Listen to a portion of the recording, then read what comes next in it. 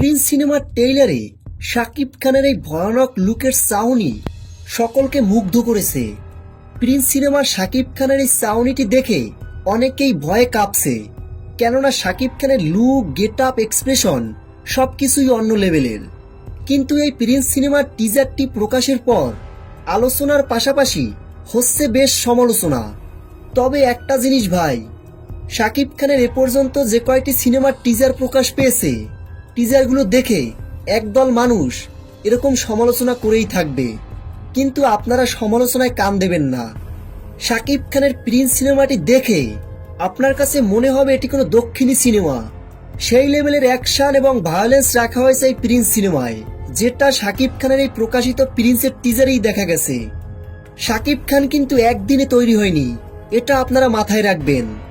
শাকিব খানের অসাধারণ অভিনয় সকলকে মুগ্ধ করেছে।